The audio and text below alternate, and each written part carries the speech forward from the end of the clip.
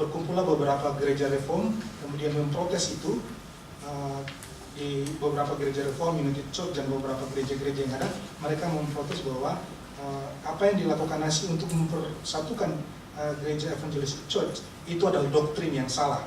Jadi pada kesimpulannya Prof. Uthman mengatakan bahwa untungnya bahwa gereja yang dipahami dalam konteks seperti ini tidak menjadi relevan dalam konteks Protestan. So now we switch to the Reformed position, which is quite different from the Lutheran position, and certainly different from that of Rudolf Zoll. As I mentioned before, some Protestant churches do recognize historic episcopate in the Lutheran tradition. They accept the episcopal system of church polity. Those who don't agree with that position, particularly the Reformed tradition, opt for either the Presbyterial synodical or a Congregationalist system. Both approaches can be found in the wide Reformed family. The World Communion of Reformed Churches distinguishes Congregationalist, Reformed, Presbyterian, United and Uniting, and Waldensian churches among its membership. For this occasion, I want to focus on the alternative that was developed during the Reformation era, the Presbyterial synodical system, as it is applied by most Reformed churches. More consistently than Luther, Calvin did away with the episcopal system and designed a fully new system of church governance, known by us as the Presbyterial synodical system. Personal powers are distrusted. Therefore, authority in the church should always be in the hands of assemblies. The core of the system is the Presbyterian, the local church council, consisting of ministers, elders, and deacons, elected by the male and adult confessing members of the congregation. Basically, the responsibility for church government was given to the congregation itself, instead of the bishop appointed by the Pope. Here we have to be aware of the specific situation in Geneva, where Calvin developed this project. Geneva was a city-state. It's true that church government did not depend directly on the civil authorities, but there were strong links as well. The ministers and elders of the church were also directly involved in civil government. Maintaining church discipline and maintaining civil order were very much linked. Beliau menjelaskan tentang sebagaimana kita sudah tahu bersama bahwa gereja Lutheran kemudian memiliki sistem pemerintahan Presbyterian sinodal yang kemudian dan juga ada Calvinist Congregational System. Jadi hak atau menentukan sebuah kebijakan sebagaimana kita bersama itu bukan pada tingkatan di atas, tapi pada tingkatan presbiter jemaat. Dan kalau Congregational System sebagaimana kita tahu juga bahwa kebijakan itu tidak berada pada top, tetapi berada pada keputusan jemaat. Itu kemudian singkatnya saya mau bilang bahwa memang ada distribusi ada pembagian kuasa gitu, distribution power kemudian yang terjadi dalam gereja Calvinis maupun Lutheran dengan sistem Presbyterian sinodal dan juga sistem Congregational system. Tapi beliau mengatakan berhati-hati kalau kita melihat dalam situasi di Geneva, sebenarnya Calvin mengembangkan proyek ini, sebenarnya di Geneva itu malah majelis-majelis atau diaken-diaken itu justru juga adalah pejabat publik. Jadi hati-hati dalam melihat ini. Pejabat publik juga mereka jadi majelis dipilih, tapi juga mereka pejabat publik yang kuasa di negara. Karena Geneva itu kalau nggak salah negara kota begitu. Calvin's followers in his native country, France, had to deal with a different situation. Here, Calvinism was a minority in a Roman Catholic context. Although Calvin himself would have preferred to continue the religious struggle until the Reformed tradition would be recognized as the only official and public in France, all the French Calvinists could strive for was to be tolerated and to be given the freedom to practice their own religion next to the Roman Catholic tradition. Therefore, the system of church government was developed further here, eventually with the consent of John Calvin. Now, the synodical aspect of the system was introduced. Delegates of a local church council, ministers and elders, would meet on a regional level in classes, the first level of a synodus or major assembly, and delegates of these classical assemblies would meet on a national level in a general synod.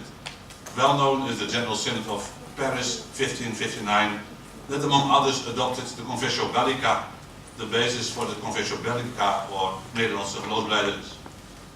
The structure of the church is based on a bottom-up approach, in which delegates participate in assemblies on the next level, the major assembly. Powers on the different levels are allocated in a church order. Subsidiarity is characteristic of the system. What can be decided on a lower level should be left to that level.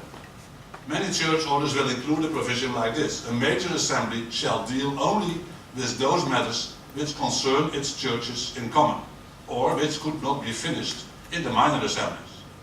All tendencies towards hierarchy are rejected. No church shall in any way lord it over another church, and no office bearer shall lord it over another office bearer. Ya, dalam konteks sejarah Calvin di negara dia lahir itu sebenarnya yang mayoritas adalah Katolik, sehingga mereka kemudian karena konteks itu kemudian mereka melahirkan sebuah sistem yang baru, di mana kemudian pembagian kuasa seperti yang saya tadi bilang level-level pada level-level regional. Pemimpin-pemimpin pada level regional kemudian dipilih, kemudian akan bertemu pada level yang berikutnya. Saya pikir ini tidak jauh berbeda dengan sistem sinodal yang kita ketahui bersama. Jadi ini struktur baru ini kemudian diperkenalkan karena sebuah situasi pada waktu itu. Karena bagi Calvin mungkin dia ingin pemerintahan secara negara itu dikuasai gereja, tapi konteksnya Katolik waktu itu sangat berkuasa, mereka minoritas. Jadi mereka membuat delegasi-delegasi ini.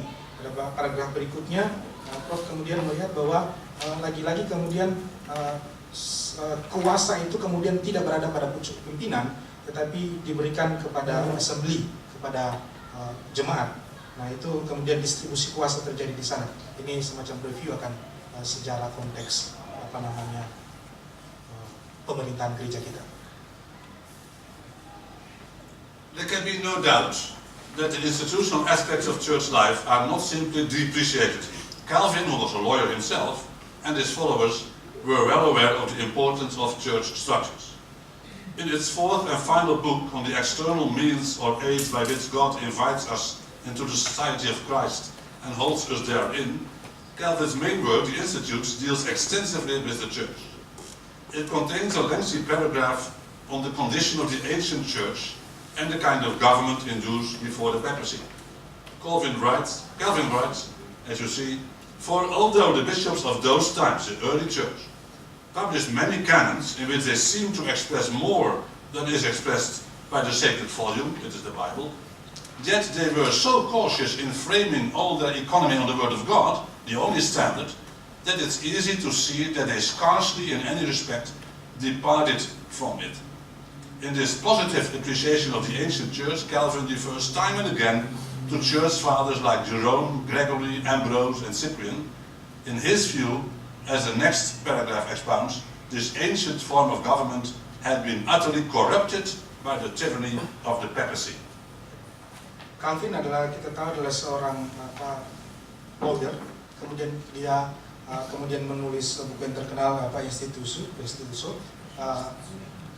itu, kemudian di dalam itu kemudian dia melihat bagaimana gereja kuno, gereja mula-mula, bapak-bapak gereja, kemudian itu dia tulis dalam buku yang terkenal itu.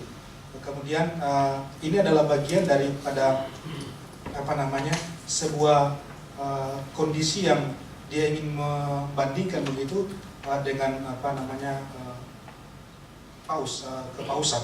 Nah, sebagaimana dikutip untuk memperkuat gagasan ini, bisa Bapak Ibu Saudara baca di depan. It's obvious that Calvin is very negative about the Roman Catholic Church of his time, characterizing it by tyranny. Human institutions were presented as divine law, oppressing free conscience. Let me include a longer quote in 3 slides. I start with this. But as in external discipline and ceremonies, he, God, has not been pleased to prescribe every particular that we ought to observe. He foresaw that this depended on the nature of the times, and that one form would not suit all ages. In them we must have recourse to the general rules which he has given, employing them to test whatever the necessity of the church may require to be enjoined for order and decency. Ya, bagi Calvin, Roma Katolik itu dikarakteristikkan sebagai pemerintahan yang tirani, itu pemerintahan yang tidak baik. Kemudian Prof kemudian menyimpulkan untuk memperkuat gagasan itu di dalam apa yang bisa baca di slide. Yeah. In the next slide, I think this is the most important sentence in my whole story in a way, from Calvin at least. Lastly, as he has not delivered any express command, because things of this nature are not necessary to salvation, and for the edification of the church should be accommodated to the varying circumstances of each age and nation, it will be proper, as the interest of the church may require, to change and abrogate the old, as well as to introduce new forms. So this means, for Calvin, the possibility to change